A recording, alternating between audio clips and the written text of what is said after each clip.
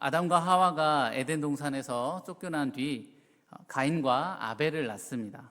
가인이 형이고 또 아벨이 동생인데, 가인은 농사꾼이었고 동생 아벨은 양을 치는 목축업자였습니다. 어느 때가 되어서 두 형제가 함께 하나님께 제사, 오늘날로 따지면 예배죠, 함께 제사 드리게 되었는데, 이때 각각 자기가 노력해서 얻은 재물을 하나님께 가지고 나아갑니다. 그런데 어찌된 일인지 하나님은 가인과 그의 재물은 받지 않으시고 아벨과 그의 재물만 받으셨습니다. 하나님께서 재물을 어떻게 받으셨는지, 가인의 것에는 불이 붙고 가인의 것에는 불이 붙지 않고 아벨의 것에는 불이 붙었는지, 아니면 단순히 음성으로 네 거는 받았다, 네 거는 안 받았다, 이렇게 말씀하셨는지는 알 수 없습니다. 하나님의 받으심이 어떤 모습인지는 구체적으로 알 수 없지만, 어쨌든 결과적으로 가인의 제사는 받아지지 않았고 아벨의 제사만 받으셨다 나옵니다. 그리고 그 받으심은 가인과 아벨이 분명하게 인지할 수 있었습니다. 그러니 가인이 기분이 나빴겠죠. 받았는지 안 받았는지 이렇게 애매하면 사실 기분 나쁜 일도 없지 않겠습니까? 자신의 제사가 받아지지 않았기에, 다른 말로는 거절받았기에 가인은 화가 났습니다. 준비한 손길이 무한해 기분 나빴을 것이고, 또 함께 제사한 아벨의 제사는 받아들여졌기 때문에 하나님이 자신을 차별한다, 이렇게 여길 수도 있었을 것입니다. 또 두 형제의 그 제사 소식을 보고 들은 주변 사람들이 있다면 이 제사에 대해서 이런저런 반응을 보였을 테니, 가인에게는 그 사람들의 말도 꽤 기분 나쁜 일이 될 수 있었을 것입니다. 그래서 가인의 마음속에는 하나님에 대한 부정적인 감정, 나아가 동생에 대한 부정적 감정이 마구마구 요동쳤습니다. 분노, 수치, 열등감 등등 결코 온전한 상태가 아니었을 것입니다. 이때 가인의 마음을 아신 하나님께서 그에게 한마디 하시죠. 우리 함께 6절, 7절 다시 한번 읽어보겠습니다. 시작.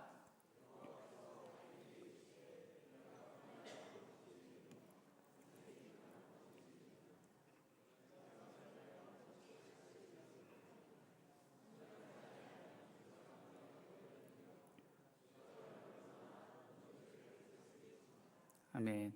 네가 분하여 함은 어찌 됨이냐, 안색이 변함은 어찌 됨이냐. 하나님은 가인이 분해하는 것이 합당하지 않다고 말씀하십니다. 그러면서 선을 행했다면, 다시 말해 평소 너의 삶과 마음이 선한 상태라면 이러지 않았을 것이다 라며 문제의 핵심을 가르쳐 주십니다. 평소의 삶, 평소의 마음 상태가 좋지 않았기 때문에 그것이 예배의 마음가짐으로 이어지고 결국 받아지지 못한 예배가 되었다는 것이죠. 우리 한번 생각해 볼까요? 평소 친구나 직장 동료, 배우자, 이런 어떤 상대방에 대해 내가 좋은 마음을 가지고 있다고 가정해 보겠습니다. 이때 상대방과 통화가 되지 않는 그런 상황이 발생한다면 여러분 어떤 반응을 보이시겠습니까? 아마 왜 내 전화를 안 받지? 혹시 어디 아픈 건 아닌가? 무슨 일이 있나? 비교적 이런 반응일 것입니다. 그런데 만약 반대로 상대방에 대해 계속 부정적 감정이 있다면, 똑같이 전화를 안 받았을 때 어떻게 될까요? 화난다, 그죠? 뭐요? 지가 뭔데 내 전화를 안 받아? 이런 굉장히 그 마음이 상하고 그 관계의 골이 더 깊어질 것입니다. 마찬가지로 가인이 평소 하나님에 대한 그 마음이 좋았다면, 바른 마음가짐이었다면 이 제사가 거부당했을 때 어떤 반응이었어야 할까요? 하나님 왜 안 받으시지? 내가 뭘 잘못했나? 뭐가 부족한가? 하나님 제 제사를 받아주세요. 제가 뭘 바꿔야 할까요? 아마 이런 반응이지 않겠습니까? 하나님은 제사와 어떤 재물 자체가 문제여서가 아니라 가인의 삶, 가인의 마음이 문제임을 가르치시며 회복할 수 있는 기회를 지금 주고 계신 것입니다. 너는 죄를 다스리라. 가인이 마음을 바르게 하고 온전케 할 것을 요구하신 것이죠. 우리가 하나님과 교제하며 풍성한 은혜를 누린다든지 또 하나님의 인도하심, 하나님의 보호하심 등등 이 신앙의 기쁨을 누리기 위해선 평소 우리의 마음을 지켜야 합니다. 내 마음에 하나님이 존재하고 하나님을 사랑함이 있도록, 하나님 뜻에 순종함이 있도록 해야 하는 것이죠. 그런데 그렇지 못하고 하나님 외에 다른 것이 가득 차 있을 때, 특별히 죄된 마음이 가득 차 있을 때 어떻게 됩니까? 하나님이 말씀하신 것처럼 사탄의 먹잇감이 되는 것입니다.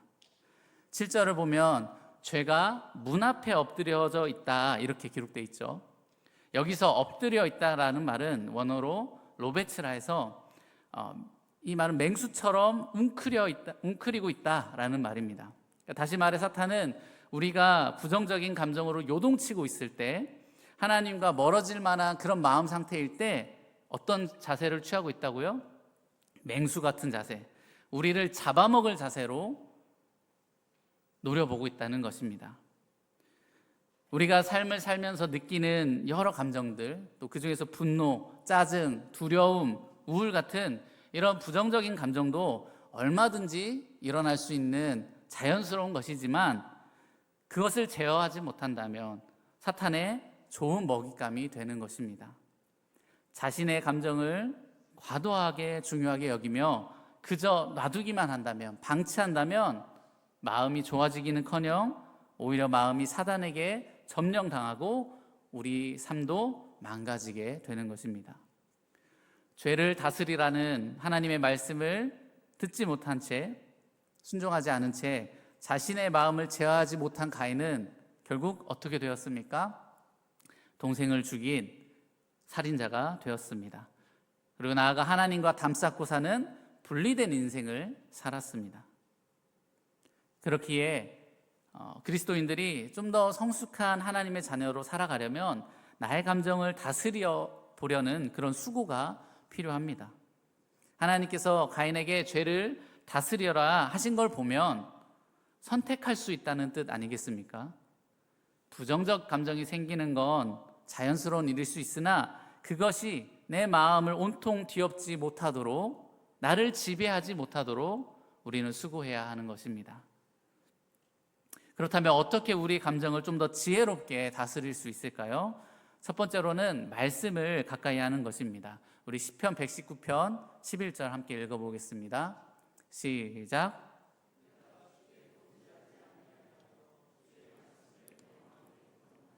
아멘. 하나님께서 가인의 마음, 나아가 모든 사람의 마음을 다 아시듯 하나님의 능력이 담긴 이 말씀은 우리의 감정을 객관화시켜 줍니다. 내가 느끼는 감정이 옳은 것인지 아닌지 말씀이 기준되어 뚜렷하게 구별해 주는 것이죠. 때론 말씀이 우리 감정을 어루만져 주어 회복시켜 주고 또 요동치는 감정을 잠잠케 하는 그런 완충 작용을 하기도 합니다. 마음이 요동치거나 복잡할 때 말씀을 가까이 할 수 있길 바랍니다. 또 마음을 지키는 두 번째 방법은 마음을 나눌 사람과 함께 하는 것입니다. 우리 함께 잠언 27장 17절 같이 한번 읽어보겠습니다. 시작.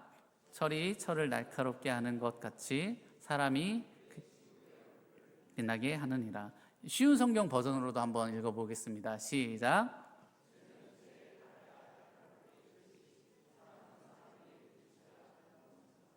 네, 함께 읽은 이 잠언 말씀은 사람과의 그 관계가 서로를 성장하게 한다는 의미를 갖고 있는데요. 마음이 어려울 때 성숙한 사람과 이야기함으로써 위로와 조언을 얻어 내가 마음을 다스릴 수 있는 것입니다. 요즘 좀 마음이 어렵다면 함께 고민해주고 또 무조건 기분 좋은 말만 해주는 게 아니라 바른 말을 해줄 수 있는 그런 믿음의 동역자나 멘토를 찾아가는 것이 또 필요합니다. 혹시 성도님들 주변에는 그런 분들이 계십니까? 우리 학생들은 좀 나의 마음을, 나의 고민을 나눌 좋은 어른 혹은 좋은 친구 있습니까? 다행입니다. 네. 그런 분들이 있다면 힘들고 또 온전치 못한 그런 마음을 혼자 간직하지 않고 용기 내어 나눠볼 수 있길 바랍니다. 마지막 세 번째로 마음을 지킬 수 있는 가장 좋은 방법이 있는데요. 바로 자신의 마음을 하나님께 토로 고백하는 것입니다. 우리 시편 32편 3절에서 5절 같이 읽어보겠습니다. 시작.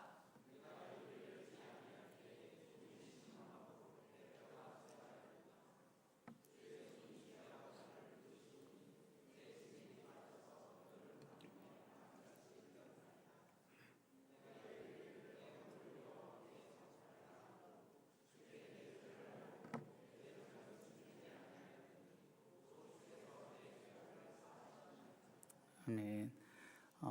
이 32편은 다윗이 쓴 시인데요. 다윗이 밧세바를 강간하고 또 부하를 죽게 만든 그 자신의 범죄함, 자신 내면에 가득 찬 그 죄를 입 닫고 있을 때 3절에는 자신의 마음이 오히려 어떻게 되었다고 말합니까? 내 뼈가 쇠하였도다, 이렇게 말하고 있죠. 하나님께 자신의 죄를 고발당하기 전까지 자기의 죄를 아주 기가 막히게 숨기고 살았지만, 그래서 겉보기에는 멀쩡했지만 내면은 어떻다고요?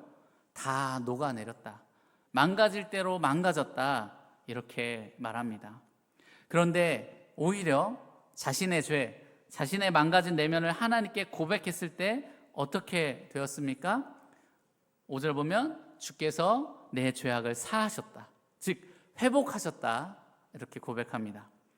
마찬가지로 우리가 마음을 잘 다스릴 수 있는 방법은 나 혼자 끙끙 앓는 것이 아니라, 작은 내 힘으로 해결하려는 것이 아니라 바로 하나님께 고백하는 것입니다. 그것이 비록 부끄러운 마음, 좋지 않은 마음이라 할지라도 하나님께 고백할 때 마음이 회복될 수 있습니다. 하나님께서 우리의 영을, 우리 마음을 새롭게 하실 것입니다. 오늘 이 자리에 계신 성도님들, 요즘 여러분 마음은 좀 어떠십니까? 평안하십니까? 마음에 하나님 주신 기쁨과 만족이 가득하십니까?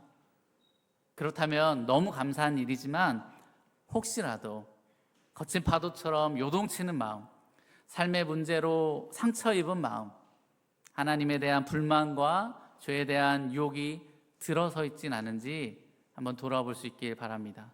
그리고 바라기는 오늘 이 기도회를 통해 하나님 앞에서 우리의 마음을 잘 면밀히 내 마음에 무엇이 있는지 돌아보고 우리 마음을 하나님께 고백하는 시간 되길 바랍니다. 하나님은 이미 우리의 마음을 다 아시며 나조차 어찌할 수 없는 그 마음마저 바꾸실 수 있는 그 능력이 있으십니다. 그 하나님을 신뢰하며 우리의 마음을 고백할 때 상한 마음을 회복시켜 주시고 죄로부터 돌아서게 하시며 두려운 마음이라면 그 마음 가운데 담대함을 주실 줄 믿습니다. 하나님 앞에서 마음을 돌아보고 하나님으로 인해 우리를 사로잡으려는 그 죄를 다스리고 마음을 온전히 지키는 모든 성도님들 되길 주님의 이름으로 축복합니다. 기도하겠습니다.